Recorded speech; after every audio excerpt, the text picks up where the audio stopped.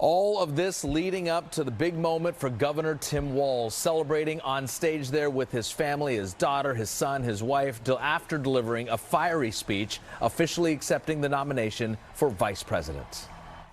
We got 76 days. That's nothing. There'll be time to sleep when you're dead. We're going to leave it on the field. When we fight, thank you. God bless. It was a chance for Governor Walz to introduce himself to the nation as Democrats continue to build a case for him and Vice President Harris. A lot of energy inside that arena. Let's bring in NBC's Damian Trujillo, who continues our live coverage from Chicago. Damian, you've been on that convention floor speaking with the delegates, and these are everyday people, these delegates with an important civic duty here.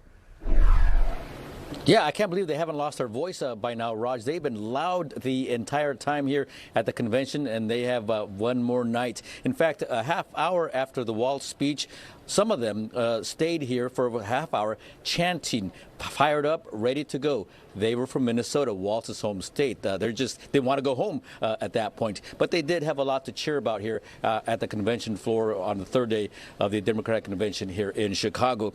They were treated to quite a show, as you've seen throughout the night. Big name speakers and musical acts that brought them to their feet, from Stevie Wonder to former President Bill Clinton. But tonight was about vice presidential nominee Tim Walz. Walz took the stage shortly before 10 o'clock local time, and by then the crowd had built up their excitement, and Walz wasted no time going on the attack.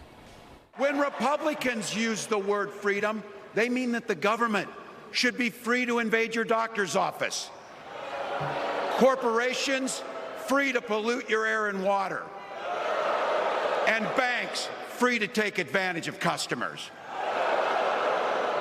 But when we Democrats talk about freedom, we mean the freedom to make a better life for yourself and the people that you love.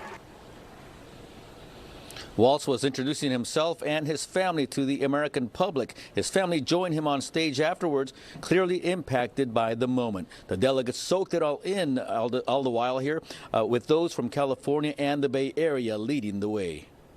People are super stoked.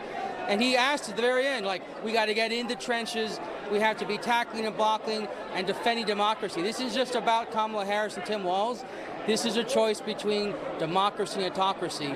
That's what's at stake this November. I wish he was my next door neighbor. He's the classic person that you want as your neighbor, because if your kid comes flat tire, Coach Walz will be out changing it. If your kid needs some extra coaching for sport, Coach Walz will be doing it.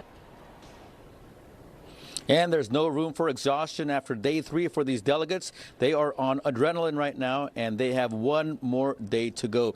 And they are fired up and ready to go, to borrow a line. We're live in Chicago. I'm Damian Trujillo, NBC Bay Area News.